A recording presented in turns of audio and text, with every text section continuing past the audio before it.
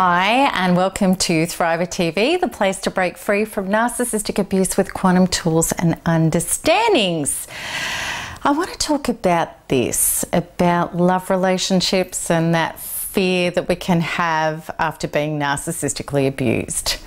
And in regard to love relationships, it's usual to want to love and be loved, and it truly is a beautiful destination when we get there. A conjoining of the heart with another person who's got the genuine desire and capacity to love and care for us holistically and genuinely. However, so many people in this community, men and women, straight and gay, are terrified and have almost given up on the pursuit of love after being abused by a narcissist. Or they may have dipped their toe into the dating pool again and had some terrible experiences and conceded that there is far too much risk in trying to get in a relationship again. Or maybe they continue connecting with potential love partners, but the terror of what if I get into a relationship with another narcissist is underpinning the entire experience, and they feel like they're drawing undesirable people as well as sabotaging real happiness with people who may be healthy. I understand. I was that person too. Until I started healing with the Thriver processes and quantum freedom healing, I was terrified also. After narcissist number 1, I went 3.5 years without a relationship or any sexual connection whatsoever with a man. And yes, this was a time of complete and utter necessity to heal my inner being. But the truth was, I was also terrified of being taken in by a narcissist again. And the limited times that I did try to date, the experiences were so traumatic. The men were totally unsuitable and quite apparently disordered and or narcissistic, that I recoiled again, feeling even more traumatized and powerless. And this is such a far cry from now and where I've been for years. And before meeting my current partner 6 months ago, I was having a wonderful time dating. I was having the experience of being totally in my own body, showing up authentically, and enjoying every date interaction, regardless of who the man was or how he behaved. Because no matter who he was or wasn't, I was completely being myself. So let's have a look at the 2 ways the terror of attracting another narcissist can manifest and the directions that we can go with it. The most victimized way is this. We can believe narcissists are everywhere and there's too many scary and terrible people out there, and we feel powerless and traumatized by that. And even though this is a total understandable way to think, it's actually a completely hopeless orientation, because you would have to change everybody else, which is impossible, in order for you to have a different experience.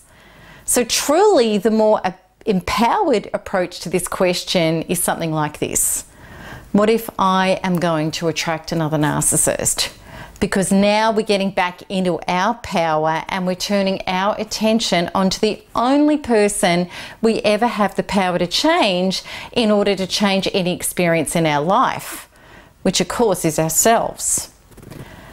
But here is the very necessary disclaimer about this. If we look at approaching this with Thriver Quantum Principles, this is not about getting all weird and freaked out with a new age thinking such as, oh my God, I've got to change my thoughts constantly so I don't attract a narcissist.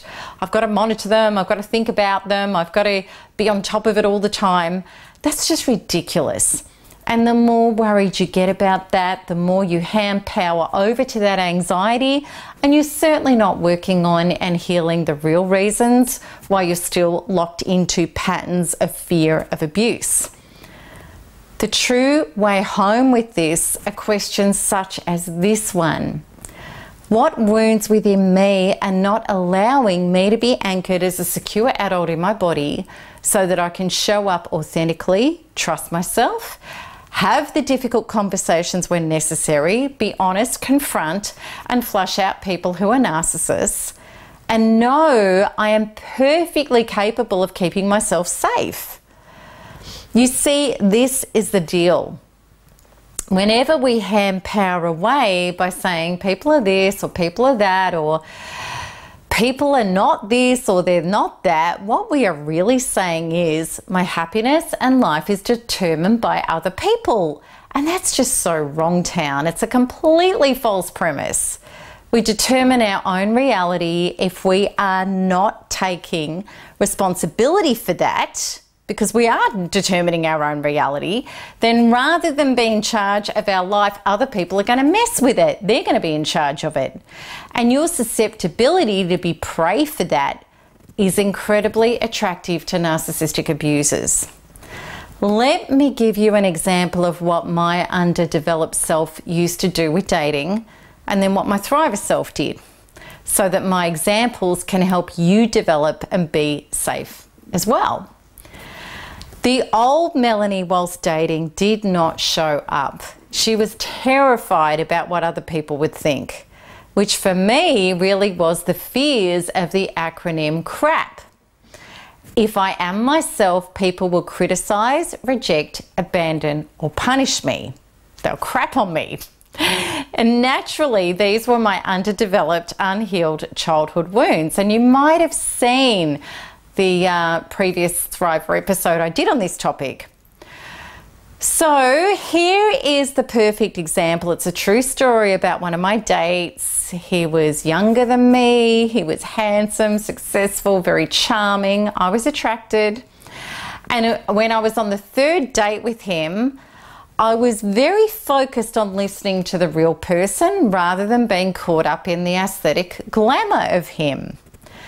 And I noticed he was very negative about the people he worked with, as well as other people in his life. He was critical, judgmental, and even really incompassionate, even though he was being wonderful in regard to me.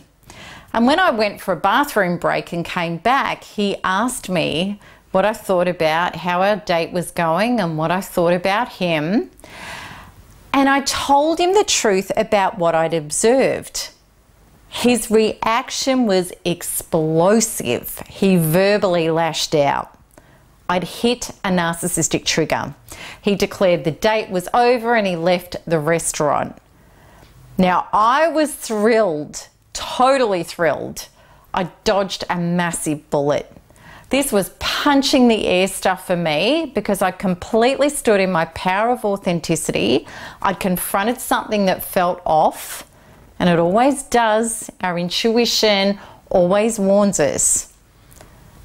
And as is the truth for any narcissist or unconscious person, they unravel when we show up as authentic. When we shine a light, the darkness comes to the surface. So what I'm about to say right now is so important about this date. The old me would not have had that conversation for the very reason of his reaction, which was abusive to an insecure, underdeveloped inner child, which is who I used to be. For the grown-up, adult, much more healed Melanie, it felt like triumph and relief.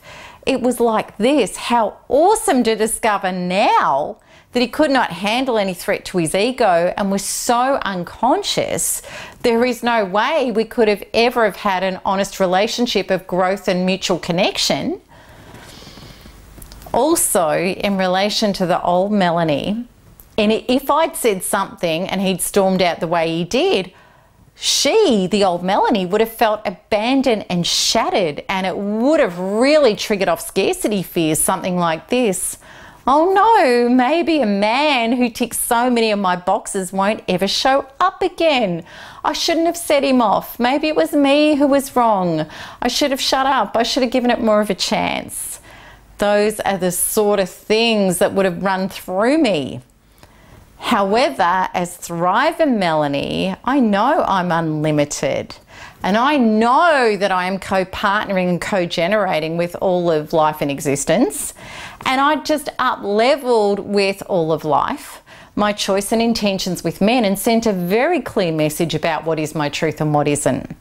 And true to the quantum mechanics of life, numerous more dates poured in with even better prospects who were much more respectful than him. But we can't fake this stuff. If we are still feeling empty, traumatized and terrified, and if we have not as yet been able to show up in normal life with our primary relationships, which includes ourselves and the key people already in our life, friends, family and children, lovingly, openly, honestly and honouring ourselves and asking for what we need and telling the truth. And if we have not yet committed fully to the inner unhealed parts and traumas that have not allowed us to show up in our bodies, in our solidness and in our truth, then how do we think we're going to do it in a love relationship? Because a potential love relationship is where we traditionally are less likely to show up honestly. In fact, this is the place where usually we don't want to rock the boat. We put our best foot forward and we suck up what we really want to say because we're on our best behavior. Because the bottom line is we may be terrified of receiving evidence about not being good enough to be loved. That's the real deal that can be going on.